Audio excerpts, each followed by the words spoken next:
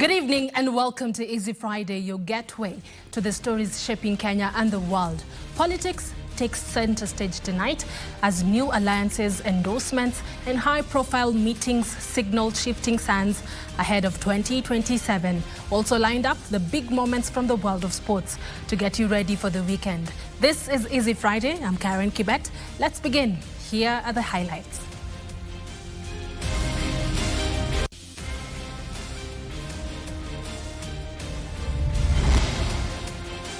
KANU to join the broad-based government as Gideon Moi hosts President Ruto in Kabarak.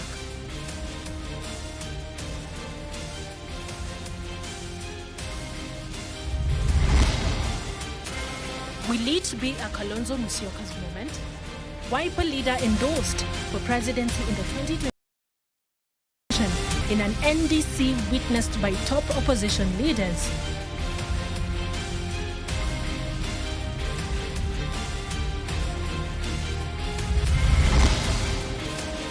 And Kenya will not be a peddler's playground. For multinational supporters, the president said the former Baringo senator has done nothing wrong in aiding his administration to foster political unity and transform the country. The head of state has now called for a formal agreement with KANU to join the broad-based government. Panue hii serikali, KANU ikuwe katikati yake ndio tupange mambo ya Kenya pamoja. KANU chairman Gideon Moi had hosted hundreds of party supporters from his Baringo's backyard at his late father's Kabarak home, perhaps to soothe their anger after he was a no-show during the presentation of nomination papers to contest for the Baringo senatorial seat on Thursday. Tumeongea na my brother Gideon Moi na tumekubaliana na yeye anisaidie tupange mambo ya taifa letu la Kenya. Kwa niaba ya watu wa chama cha KANU, tumekuwa in the opposition for 23 years. Na wana KANU have suffered, wamevumilia. The meeting also attended by President William Ruto, who revealed details of their meeting at State House Nairobi on Wednesday. This is not about individuals. This is not about personalities. This is not about parochialism or corners or regions. This is about Kenya. The president defending the former Baringo senator following his change of heart. Mimi nataka tukubaliane na nyinyi. Mkubali ili sasa tuwe na formal engagement kati ya KANU, si ndio? Ili KANU sasa iwe part of the government of Kenya. The head of state said engagements across party lines were necessary to lower political temperatures and keep communities focused on development. Hakuna mtu wako kwa uongozi katika Kenya hii ambaye hajapitia chama ya KANU, si ndio? Mimi nikiwa moja yao, si ndio?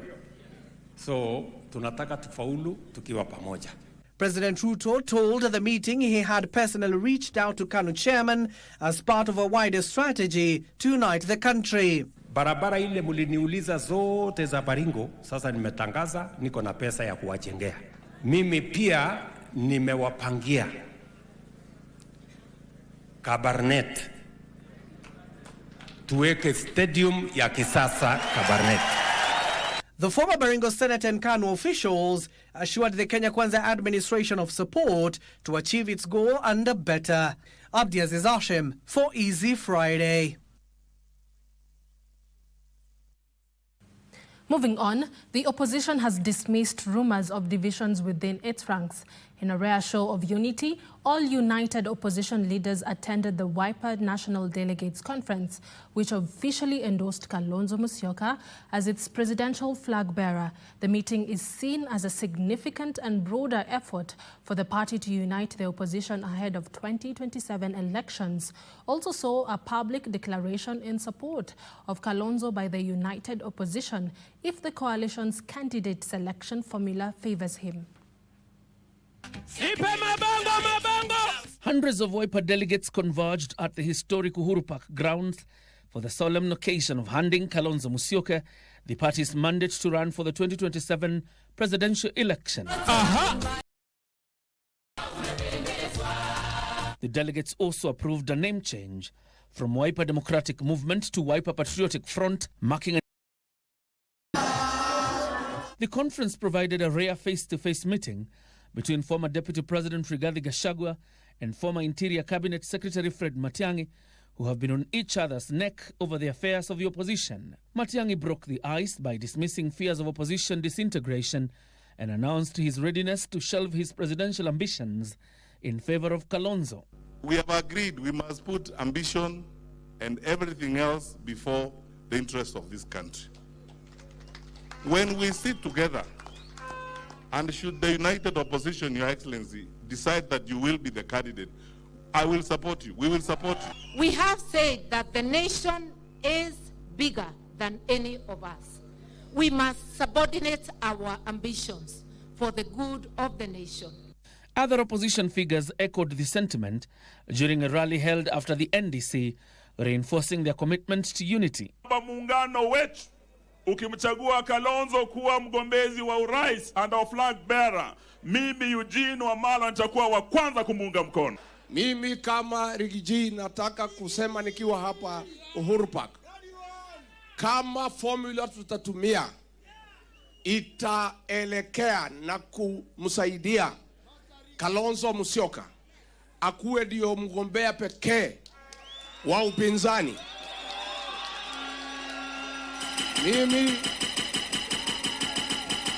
Mimi Rigathi Gachagua na wafuasi wangu ambaye ni mamilioni nitaunga yeye mkono na kumfanyia kampeni. Msimamo wetu ni umoja na haki. Haki ya Mkenya popote alipo. In his address, Kalonzo reaffirmed his loyalty to the coalition and dismissed alleged overtures by government operatives, urging him to abandon the opposition. Mimi ukiona vile nilivyo, muundo ni buffalo soldier. Si ni kweli? Yaani niko tayari kwenda kazi. Wewe uko tayari? Kukomboa Kenya sio jambo la rahisi. Ni jambo la kujitolea. He also criticized the government over what he termed as mishandling of the health and education sectors. A patriotic administration will restore dignity and meaning to our schools and our universities. We will not be a striking nation. We shall be a working, dignified nation. We will deliver affordable, quality health care for all. Kalonzo rallied the youth to register as voters in the ongoing exercise, urging them to secure their voice in the upcoming election. And we must tell IBC, either they want to be on the right side of history and deliver that image of a rotten IBC, or they are going to do the just thing. Data-driven campaign. The meeting is seen as a strategic reset for the now Wiper Patriotic Front as it seeks to consolidate its position within the opposition and strengthen its appeal across Kenya's political landscape ahead of the 2027 general elections. John Jacob Kuria, Easy Friday. Thank you, Kiara, for that report. Moving on, President William Ruto says the government will provide 2 billion seedlings to support the ambitious plan of growing 15 billion trees by 2032. To realize this vision, the president announced that the Kenya Forest Service will partner with the National Youth Service to mobilize 15,000 officers to expand 317 seedling nurseries in forests across the country. The president also emphasized the need to move beyond rain-fed agriculture and increase irrigation farming to unlock agricultural potential. Hello, how are you? At State House on Friday morning,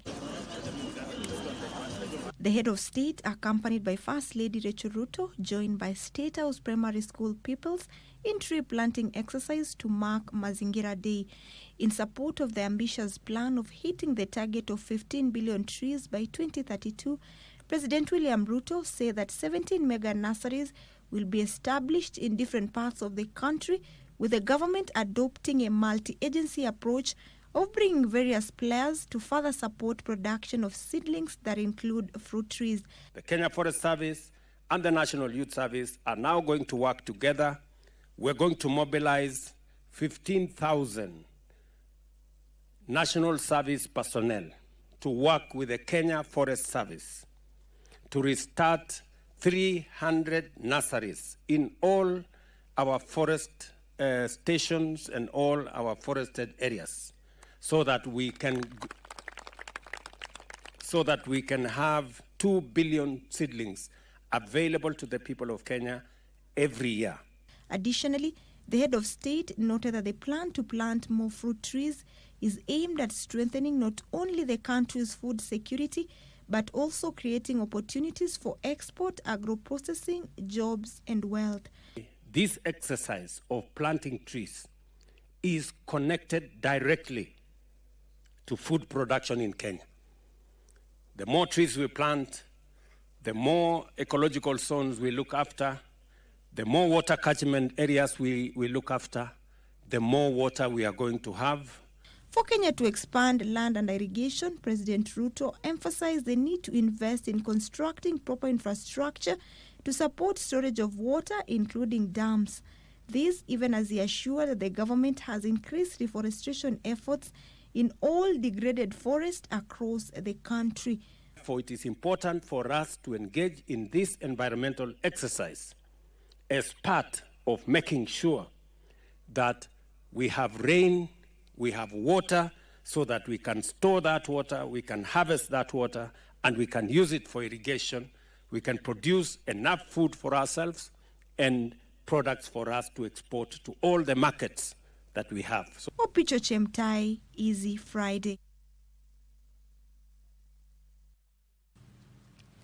The government has disclosed that more than 400,000 national identification cards remain uncollected across the country. Principal Secretary for Immigration, Belio Kipsang, is urging Kenyans who have already applied for their IDs to collect them and register as voters in readiness for the 2027 general elections. He spoke during a tree planting exercise to mark Mazingira Day in Kapseret, Uasin Gishu County.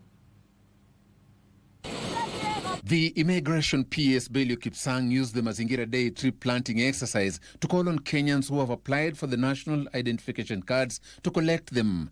Belio announcing plans to enlist chiefs to facilitate the delivery of the documents to their rightful owners. Kipsang decried the low numbers of new ID applications, especially in arid and semi-arid regions. We shall be working very closely with our colleagues in Ngao, so that we enroll and make sure that everybody who has attained the requisite age enrolls and gets an ID. Next week also we shall be engaging with our Ngao officers in Kilifi, in Kwale and Tana River, so that we can intensify the ID issuance.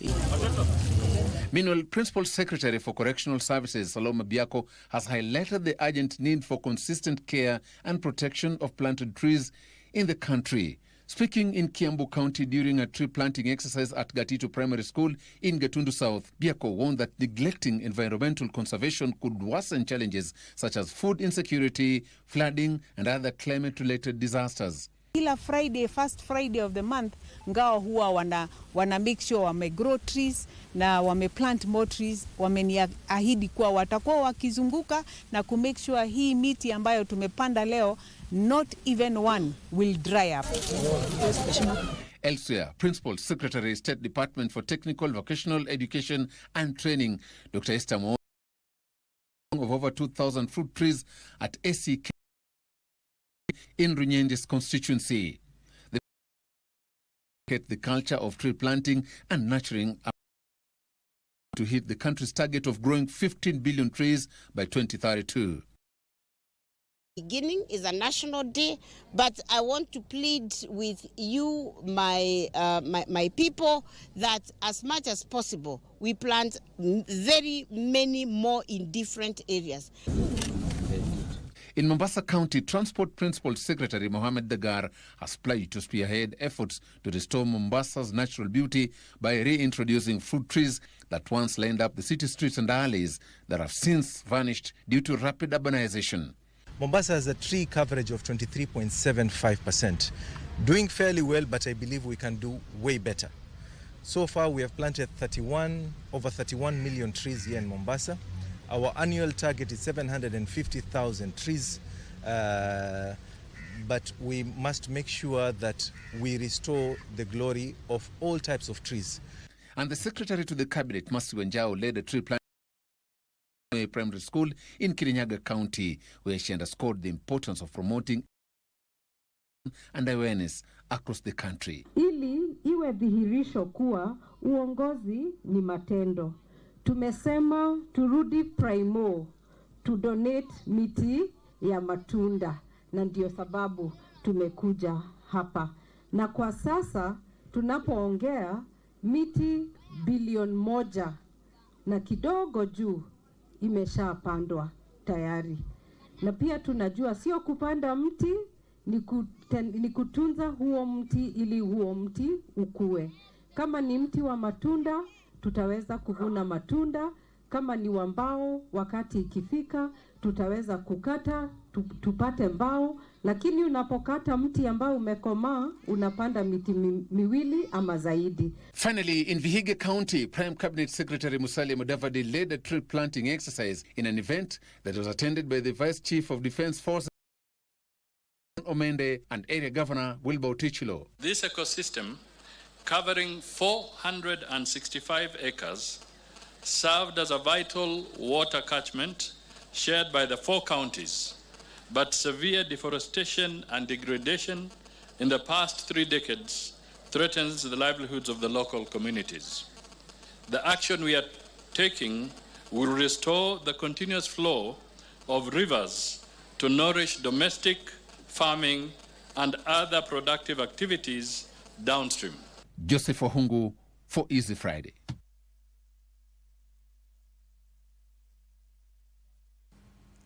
National Heroes Council, in partnership with Kenya Defence Forces and Kitengela GK prisons, have joined forces to plant 5,000 trees in the institution in observance of Mazingira Day. The Council Chief Executive Officer Charles Wambaya, who led the tree planting exercise in Kitengela GK prison in Kajiado County, highlighted the importance of environmental conservation as the globe increasingly deals with the effects of climate change.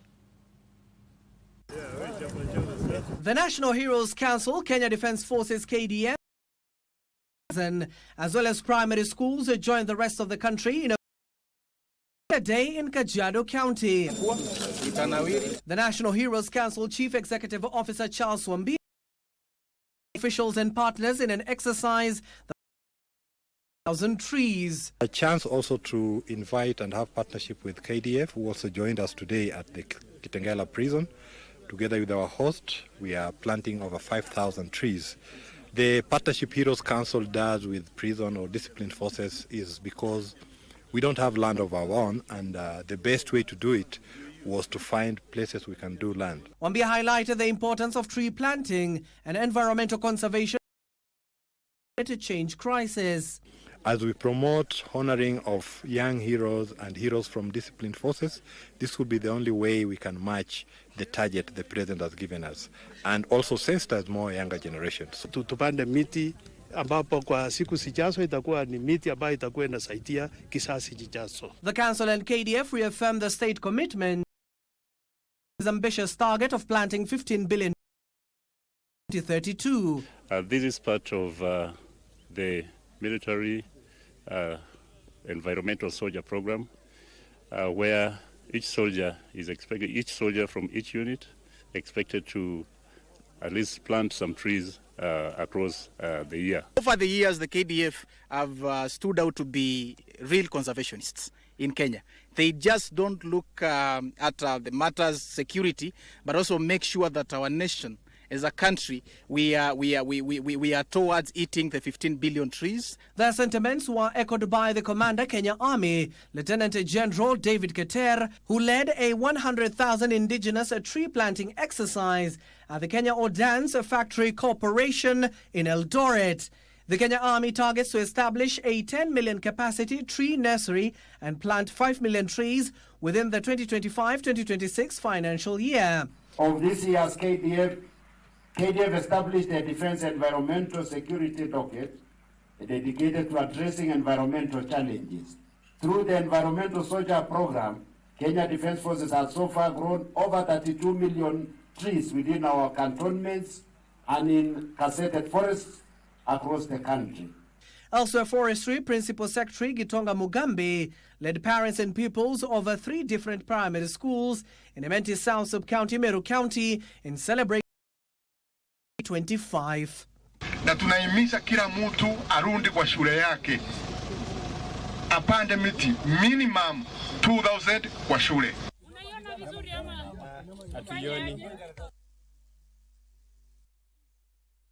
The Ethics and Anti-Corruption Commission, EACC, has recovered and auctioned multi-million shillings property linked to former Migori Governor Okoth Obado and a former Nairobi County Treasurer official. The sale, conducted through a public auction in Nairobi, realized nearly 70 million shillings, with proceeds remitted to the Consolidated Fund in line with the Anti-Corruption and Economic Crimes Act. On 9th October 2025, the Ethics and Anti-Corruption Commission disposed of 5 prime properties recovered from former Migori Governor Okoth Obado and former Nairobi County Head of Treasury Stephen Ogaga Osiro. The auction held in Nairobi raised 69.7 million shillings, all above their reserve prices. Among the assets sold were a 3-bedroom apartment at Riara worth 14 million shillings, multiple units at Greenspan Estate valued between 6.7 and 11 million shillings, and a townhouse at Loresho Ridge Estate that fetched 31 million shillings. EACC says the recovered funds have been deposited into the Consolidated Fund, with more properties in Migori and Kisumu counties scheduled for auction next week. The Commission has reiterated its commitment to ensuring proceeds of corruption and unexplained wealth are traced, recovered, and redirected to serve the public good. Ben Chumba, Easy Friday. And Ben Chumba's report leads us to our first short break right here on Easy Friday. Don't go too far, because after this break, I'll be back with more reports.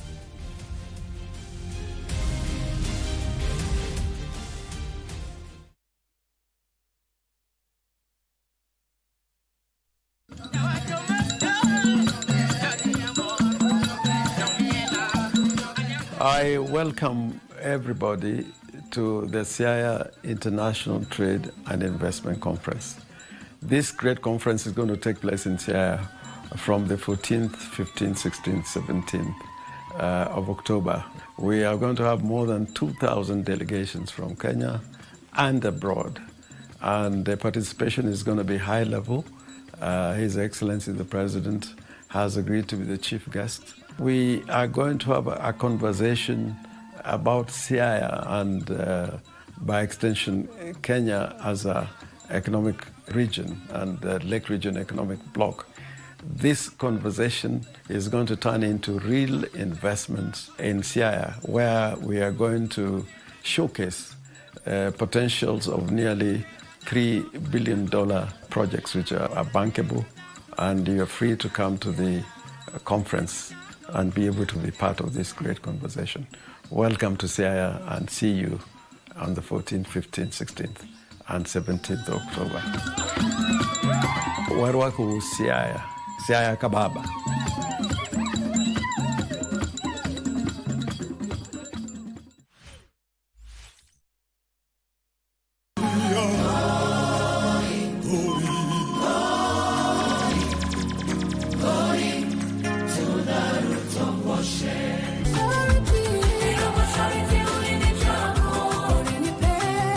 We want to have this conversation about the boy child, the society. Everyone can see the breakdown, and everyone can see that something ought to be done urgently, if not immediately. Vijana na hasa wavulana hawapati nafasi ya kusikilizwa. Issue of men not opening up. Please and please look for an accountability person and ensure that you open up that which you are going through. The battle of a man is execution. The battle of a woman is emotions.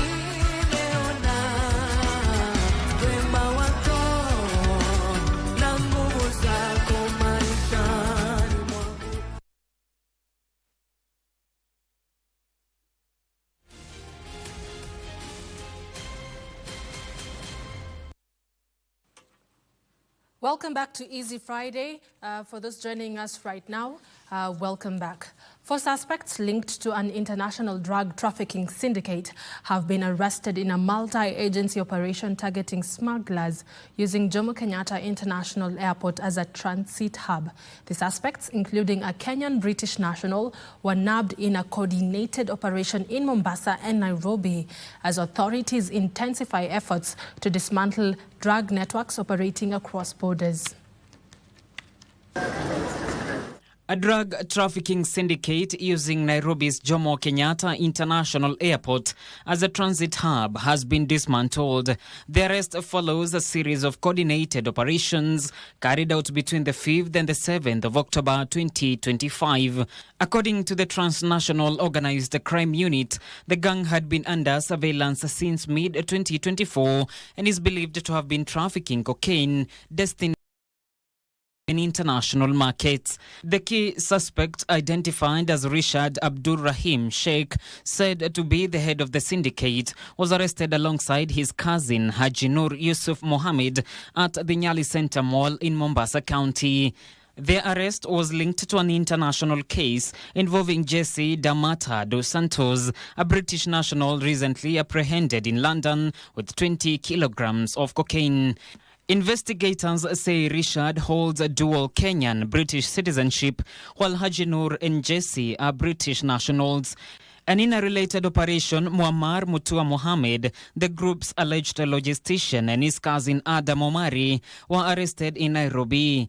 During the operation, officers recovered 750 grams of cocaine valued at about 2.9 million shillings, along with packaging materials used to conceal narcotics. All the 4 suspects were later arraigned before Jomo Kenyatta International Airport Law Court Magistrate Njeri Thuku, where investigators were granted 13 days custodial orders to detain them until 29th of October 2025 as investigations continue. Authorities say the breakthrough marks a major milestone in Kenya's ongoing efforts to combat transnational drug trafficking networks exploiting key transport points such as the Jomo Kenyatta International Airport. Now, 2 grade 9 pupils have died in Muguga after they drowned in an abandoned quarry. The duo, a boy and a girl who attended Muguga Primary School, were reportedly attempting to swim in the quarry when the incident occurred. Kibbet Sub-County Police Commander Peter Kimotho confirmed the incident, noting that the 2 had left the school premises before the accident. A wave of grief has swept over Muguga village following the drowning of 2 grade 9 pupils in an abandoned quarry after a tree planting exercise in Kibbet constituency, Kiambu County. Mumbi Ngugi, a member of the Muguga Primary School Board, said that the pupils had been at the school earlier in the day to take part in a tree planting event in celebration of Mazingira Day. After the event, they were asked to go home, but they decided to take a detour to go for a swim in a quarry, completely oblivious of the impending danger. Walijificha wakakuja hapa na ndio mwalimu ameniambia ni wa grade 9. Kwa hivyo ni wale walikuwa wafanye mtihani. Sasa tuko na huzuni kwa sababu tulikuwa tumewaombea ndio waweze kufanya mtihani, lakini sasa hawatafanya. Wananchi wamekuwa hapa kwa wingi na divers kutoka Kiambu wamekuja na wamefika, na ni kweli kabisa wakati wamefika mahali hapa wameweza kuingia ndani na kutoa hawa watoto wote wawili, ambaye mmoja ni kijana na mwingine ni wasasi. Tuangalie watoto sana kwa sababu watoto walikuwa wameenda katika shughuli ya kupanda miti, lakini wakaamua kuja kuogelea katika hiki dimbwi. Kibbet Sub-County Police Commander Peter Kimotho has pledged to put measures in place to avert such incidents in the future. Kila mtu ambaye yako na kware hakikisha wakati amemalizana na kware yake ameifunika ili tukaweze kuzuilia janga kama hii. Tumeweka mikakati ili wakimaliza kuchiba tunaleta mchanga ili wao wasiumie kwa biashara na pia sisi tusikue na janga kama hili ambalo limetupata.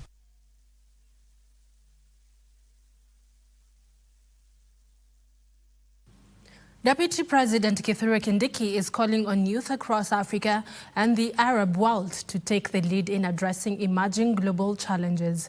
Now, speaking during the Afro-Arab Youth Congress in Kampala, Uganda, the Deputy President said young people hold the power to shape a better and more sustainable future through innovation, leadership, and collaboration. Kindiki underscored the importance of youth involvement in digital transformation, climate action, governance, sustainable agriculture, and renewable energy and entrepreneurship. Key areas, he said, are vital for global progress. He further reaffirmed Kenya's commitment to supporting initiatives that empower the youth to become more skilled, innovative, and influential in driving positive change. We have got a lot of potential, but the problem are some confusion. Now here, ideological obstacle number one is ideological orientation. Confusion about what is important. To the youth, this is your moment. Be bold in your imagination, be fearless in your action, and be united in your purpose. The world is watching Africa and the Arab world. The future of our two regions depends not on what is done for the youth, but what is done by the youth. Kenya commits to strengthening partnerships that empower youth through training, mentorship, and financing, promoting innovation ecosystems where startups can thrive and expand across Afro-Arab markets, expanding educational and cultural exchanges for our youth to learn, collaborate, and lead together. The Kenya National Private Security Workers Union, KNPSWU, is calling on the government to move with speed to ensure all private security firm owners comply with set standards of operations aimed at ensuring professionalism of this sector. Speaking in Nairobi, KNPSWU Secretary General Dr. Isaac Andabwa said that a few elements within the sector are frustrating the private security regulatory authorities' gazette reforms for their own selfish gains.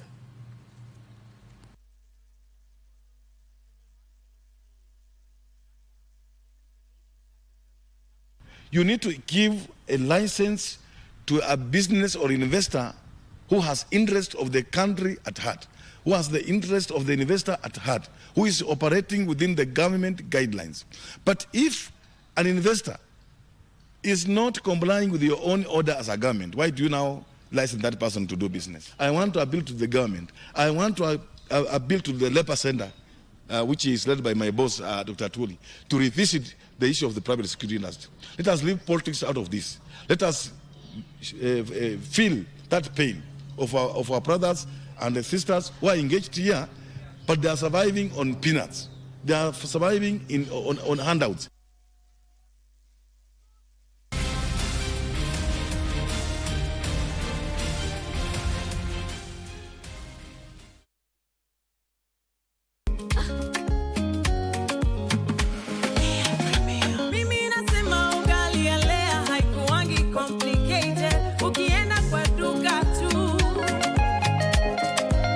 Little Fatma, our little Fatma.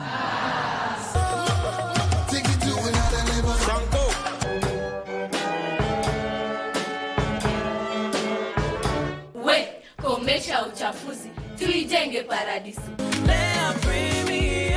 Lea Premium Flour, nurturing the world. Available in a store near you. Michuano ya kufuzu kwa kombe la dunia mwakani 2026 yanafikia tamati mwezi huu wa Oktoba. Je, vijana wa Cote d'Ivoire watawezana na Harambee Stars? Usingoje kuambiwa. Tazama mechi hii live hapa KBC Channel 1 siku ya Jumanne tarehe 14 Oktoba kuanzia saa 4 usiku. Ujue mbivu na mbichi.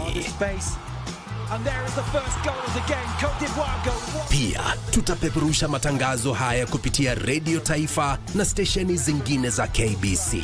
Usikose KBC Channel 1, mwenzio wa dhati michezoni.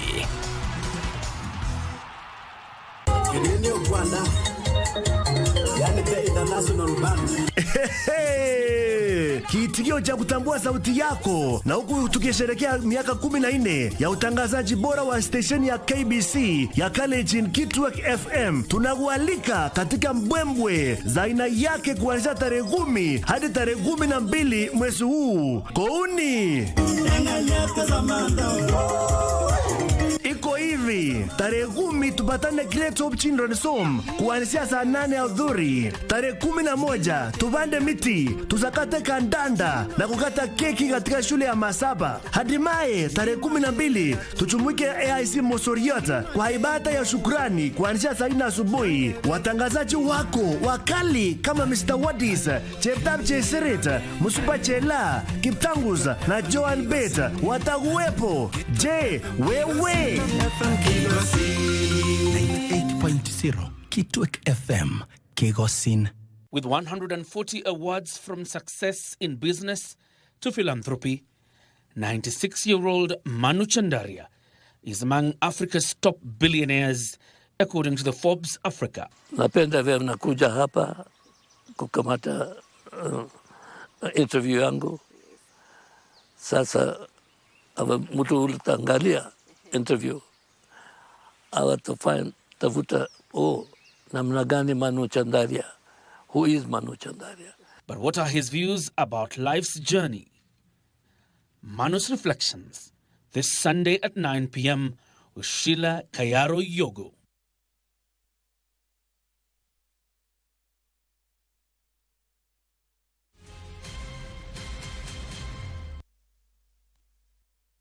Welcome back to Easy Friday. Let's proceed. Now, a section of disgruntled members of the controversial 100 billion shilling Kibiko land in Ngong, Kajiado County has petitioned the Law Society of Kenya, claiming the judicial ruling which approved the subdivision of the disputed land was inappropriate and misadvised. The move follows the ongoing issuance of title deeds by one faction after years of protracted court battles and grassroots supremacy battles over the 2,682-acre piece of land under a 99-year leasehold. Speaking during the presentation of the petition to the Law Society of Kenya, President Faith Odhiambo in Ongata Rongai, the dissatisfied members said some judicial officers gave conflicting orders allowing the division of the contested land. Tunataka kuambia hivi, haki afanyike. Kama likuwa haki hawa akate hivyo, na ni haki Law Society amekubali, hata sisi tunatosheka. Lakini kama likuwa makosa, hawa atoke na aende. The Law Society of Kenya President Faith Odhiambo promised to deliberate on the issues with the members' lawyers to ensure justice is served indiscriminately.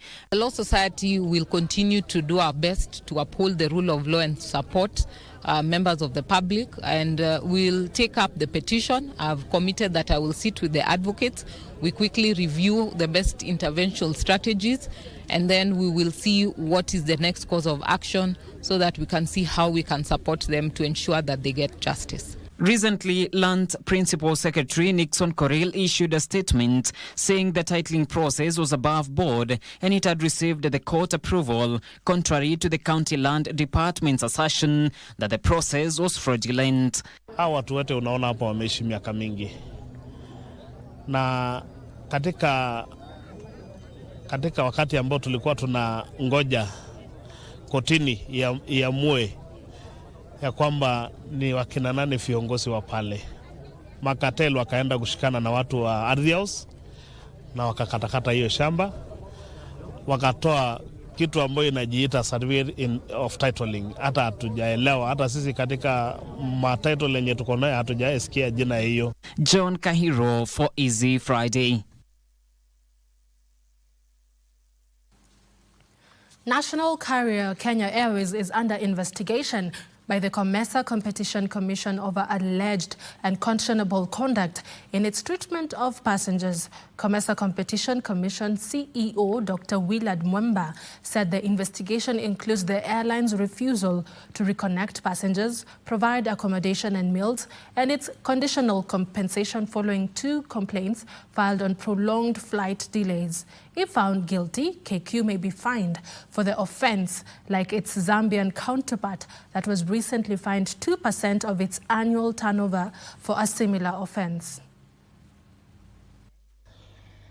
The COMESA Competition Commission conducted a survey on consumer protection in the aviation sector in the COMESA region, which shows that the most prevalent issue was delayed flights, followed by rescheduled flights, damaged and delayed baggage, cancellations, lost luggage, unfair booking conditions, and overbooking. Kenya Airways received the highest number of complaints across most categories, followed by Ethiopian Airlines, Air Mauritius, and Rwandair. Notably, about 72% of consumers affected by cancellations or delays did not receive redress, while 28% of those with baggage issues lacked access to claim information. So it is a sector that is so much on our radar because of the behavior of airlines there, which we think is not good for passengers and for commerce in COMESA.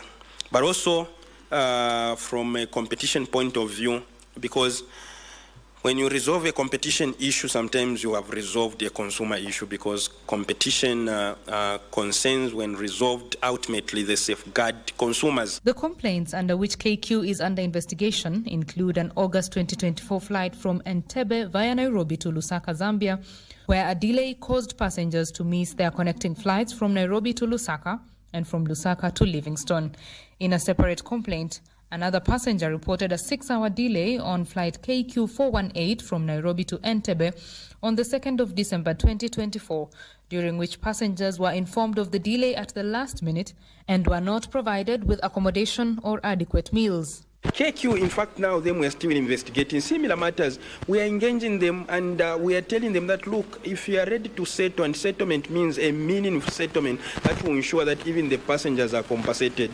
And if that does not happen, then we go in the same direction and recommend for a fine even for KQ. The Commission imposed a fine on Zambia Airways of 2% of total annual turnover in the common market for breach of the regulations.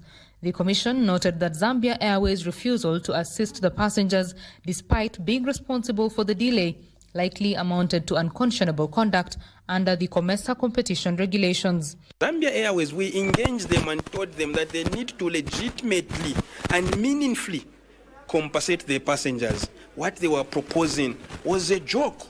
So at the end of the day, we had no option but just to fine them. The Commission has also come up with a guidance letter outlining clear standards for airlines regarding cancelled flights, overbooking, delays, lost or damaged baggage, reimbursement rights, rerouting options, and passenger compensation.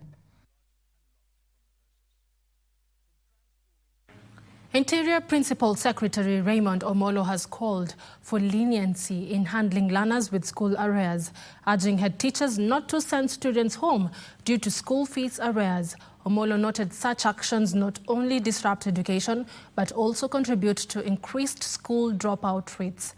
Elsewhere, more than 3,000 residents of Uasin Gishu have benefited from a 2-day free medical camp organized by the Kenya Defence Forces. These stories and more in our county news roundup.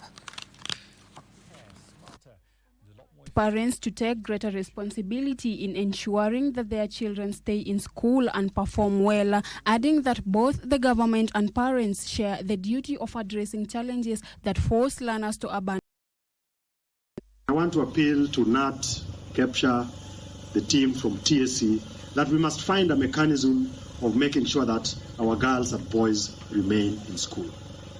And as parents, we also have a responsibility to take an interest in what is happening with our children. Elsewhere, more than 3,000 residents attended a 2-day free medical camp organized by the Kenya Defence Forces at Soi ahead of KDF Day celebration. A team of KDF doctors worked alongside county health officers to attend to patients, offering a wide range of services including dental, eye and general health care. We have a huge capacity within Kenya Defense Forces that will be able to support our soldiers in barracks and at the same time extend this kind of support to the members of the public. Meanwhile, in Kirinyaga County, Public Health Principal Secretary Mary the public to maintain the highest levels of hygiene and cleanliness to prevent the spread of cholera that has hit Narok and other counties. The PS noted that the ministry has put measures in place to ensure surveillance and also prevent the spread of the disease. Let us observe very high levels of hygiene. Hapa Kirinyaga County sijasikia cholera, lakini ukiangalia sasa kule Narok, Transmara, 5 people are already dead because of cholera. Na unajua cholera inaletwa na ugonjwa. Sasa sisi kwa nini tumeshindwa tu na kunawa mkono? Finally, the Principal Administrative Secretary in the Office of Prime Cabinet Secretary, Juliana Yapana, led a tree planting initiative at Olensankale Primary School in Narok Central Sub-County, where she joined residents and students to plant 1,000 tree seedlings. The donation provided by the Kenya Forest Service included 500 fruit trees and 500 indigenous species. Leo ni siku ya mazingira na serikali imepanga tupande miti ili tuhifadhi mazingira yetu, tujikinge na athari za mabadiliko ya tabia nchi, na upanzi wa miti ni mojawapo ya njia ambayo serikali imeonelea itatusaidia kukinga mazingira yetu. Noel Ongeso, Easy Friday.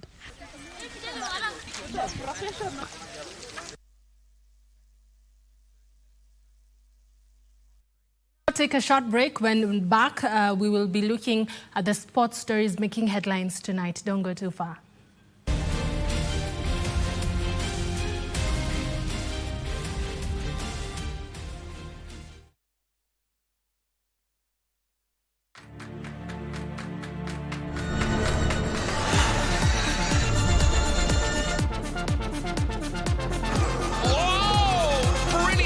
Here at Extreme E.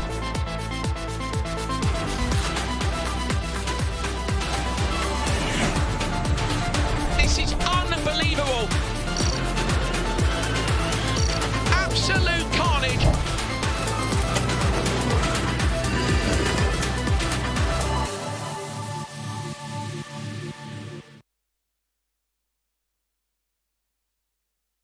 Tushinde.com.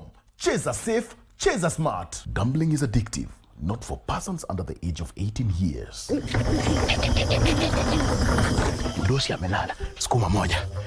Wewe pia ndio muoga. Ndio maana Master Demi ilikupita. Demi haiko nipita bwana. Mimi najaza entry ticket zangu. Wewe hata unajua namba ya kusenda. Si ni star 419 has. Option 3. Ni Probox. Bwana finya hiyo kitu. Mfinye. Finya hiyo kitu. Mfinye. Finya hiyo kitu. Nifinye. Finya bwana.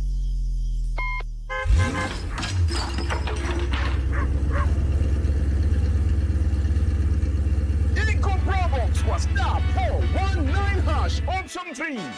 Fresh design na ni light commercial vehicle. Cargo space ni kubwa na kama haitoshi iko foldable back seat for more space. Kamera ni mbili mbele na kamera ni mbili nyuma. Injini yako ni 1500cc. Nguvu na picking guaranteed. Hii itakusaa. Whether ni familia, biashara, camping, ita come through. Fungua kitu. Fungua kitu. Fungua kitu. Fungua kitu. Wewe, saa ni saa ngapi unafungua hiyo gate? Ni watchman alikuwa anatoka na gari yake. Watchman? Ametoa gari wapi? Ya wasi amesinda kwa star 419 hash. Iko Probox kwa star 419 hash option 3. Cheza safe, cheza smart. Gambling is addictive, not for persons under the age of 18 years.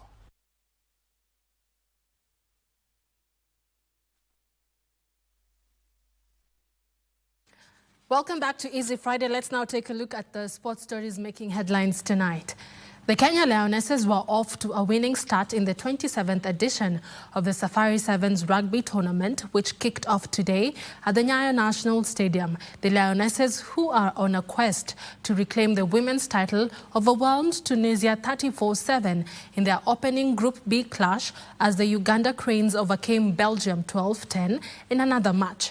Defending champions Costa Blanca Barbarians of Spain, who beat the Kenya Lionesses in last year's finals, made their statement too with a 29-0 dominant win over Mwamba Ladies select team in Group A. The Kenya clubs didn't have it easy either against Shogun, who drubbed them 32-5 in another match.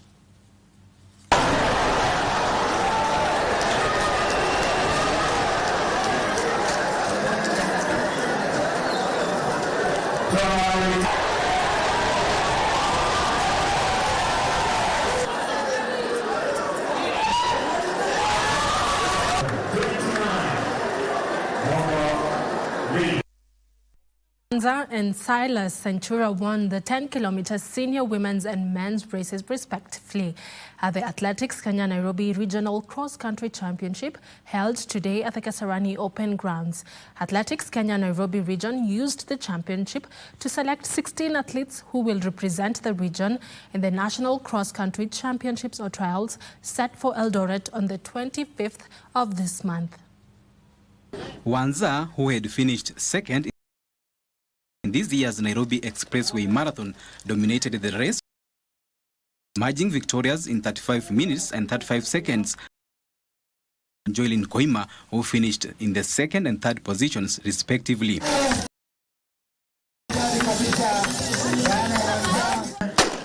Centura of Police, who is also the reigning 10,000 meters, claimed victory in the men's race in 30 minutes, 25 by James Kiplagat, who clocked 30 minutes, 32.5 seconds ahead of Ezekiel Letaya.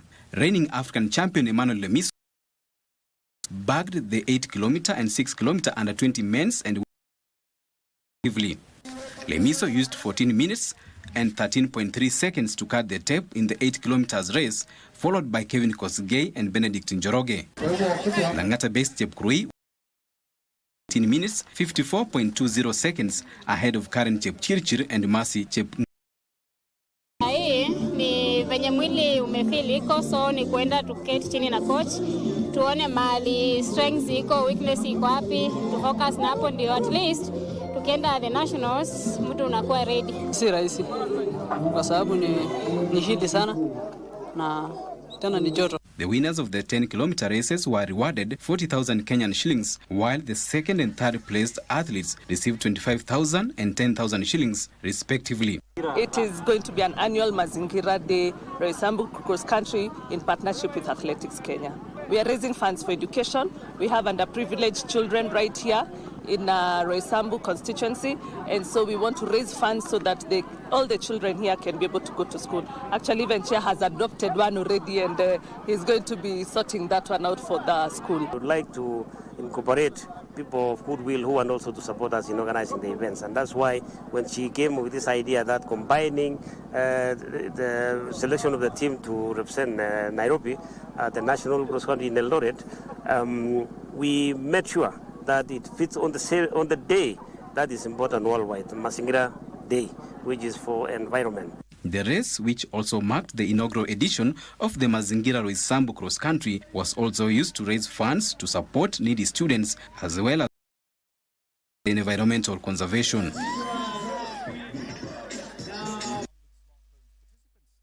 Now, former world marathon record holder Eliud Kipchoge says he will announce his future plans after competing in this year's New York City Marathon on the 2nd of next month. The 40-year-old, widely regarded as the greatest marathon runner of all time, has won 2 Olympic gold medals and holds a record 11 victories in the World Marathon Majors.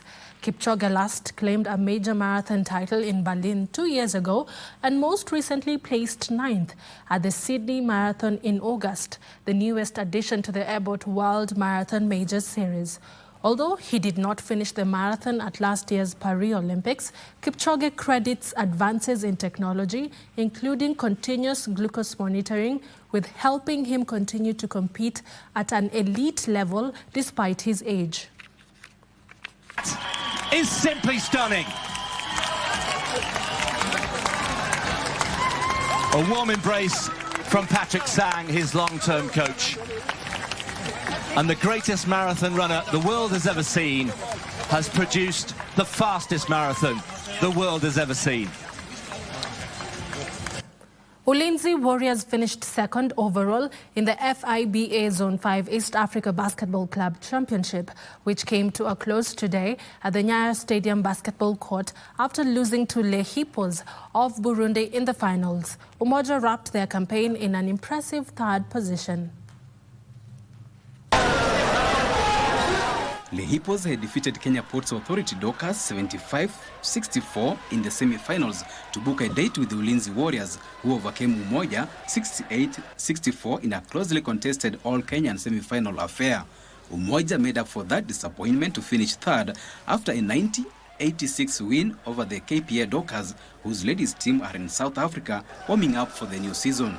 Stain Warriors of Tanzania beat Gambela City basketball team from Ethiopia 82-48 to finish fifth overall. Meanwhile, a 20-man team comprising elite, junior and age group athletes will represent the country in the 7th edition of the Africa Duathlon and Triathlon Cups in Kilifi this weekend. Among Kenya's top, who returns to the triathlon after clocking 1 hour, 26 minutes and 14 seconds in last season's event. I'm here for the Africa Duathlon Championship 2025. My expectation for this year, it's been working it all through with the coach. They've done their part. It's now upon us to do our part and give it all the best that we can. The preparation for the team has been good, especially the morale in the team has been very good. Even though we know it's an individual event, we're just trying to, the best one on the day will at least get on the podium and at least put a flag on top. We have the youth category that is aged 14, 15 and below, which are 16, 17.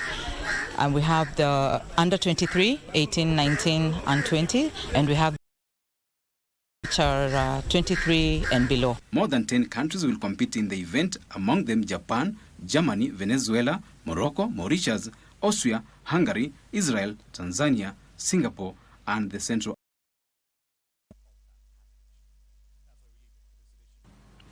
The national team, Harambee Stars, is back in the country from their victorious outing in Bujumbura in the ongoing FIFA World Cup qualifiers. Harambee Stars, who beat Burundi by a solitary goal in their Group F clash to move to third on the table, arrived back home today, where they will resume training in readiness for their final group match away to Cote d'Ivoire on Tuesday next week. This match will be broadcasted live on KBC Channel 1 from 10 p.m. The Elephants, who topped the group, thrashed Seychelles 7-0 in today's qualifier as second-placed Gabon edged Gambia 4-3 at Kasarani, where their marksman Pierre netting all the 4 goals before he was shown the red. This means the battle for the automatic spot to the 2026 FIFA World Cup between Cote d'Ivoire and Gabon will go down to the wire as the first round concludes next week, with only a point separating them in the group.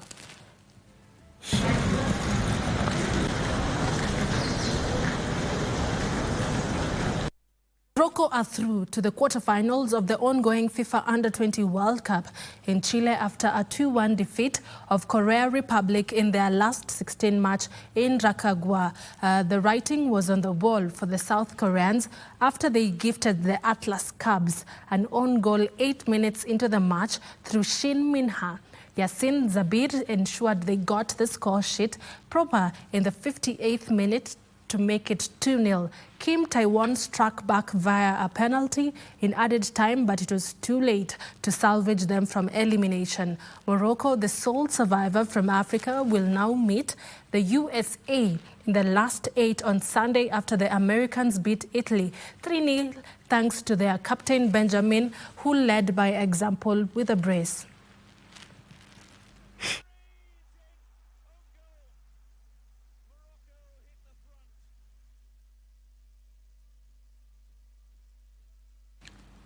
And finally, Riyad Mahrez led from the front as Algeria became the 4th African nation to qualify for the 2026 FIFA World Cup after cruising to a 3-0 win over Somalia in the CAF qualifiers. In Europe, Scotland, Denmark and Netherlands recorded crucial wins in their respective qualifiers. The right-hand side, danger. Mohamed Amoura scored a brace as the Desert Foxes of Algeria put 3 past Somalia in CAF Group G World Cup qualifiers. They were assured of top spot in the group with 1 game to spare and returned to the World Cup for the first time since 2014 when they were beaten by eventual champions Germany in the last 16. Vladimir Petkovic men's joined fellow North African sides Morocco, Tunisia and Egypt at the 2026 finals in North and Central America. In other matches, Uganda consolidated their second position in Group G with a 1-0 victory over Botswana as Guinea were eliminated despite a 2-1 win over Mozambique. Namibia suffered a major setback to their qualification when they were beaten 3-1 by Liberia, who were closing the gap between them in Group H. Making moves ahead of him. And the UEFA FIFA World Cup qualifiers saw Denmark beat Belarus. Netherlands consolidated their top spot in the Group G after a 4-0 win over Malta at the Turk Kali International Stadium.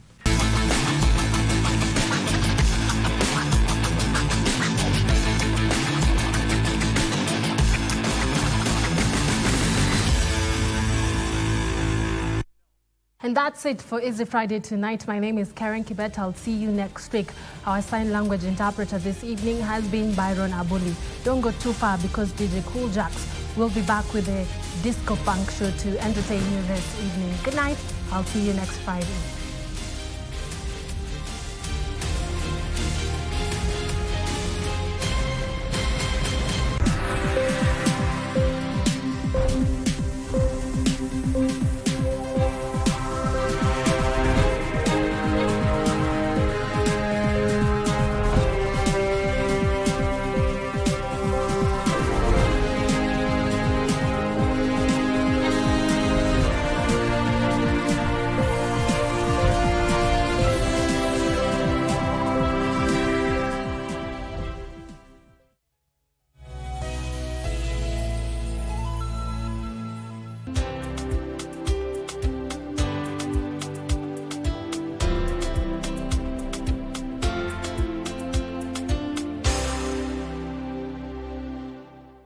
They say that the eyes are the windows to the soul. Mwaka uliopita nikaanza kuexperience mwangaza unatoka hapa kwa jicho langu la left, una flash tu, nikakaka nikaanza ukapata jicho pande ya chini haioni lakini pande ya juu inaona. From early signs of chronic illness to the impact of daily screen time. If you stay in your computer or your phone or your device, you may stay half an hour without one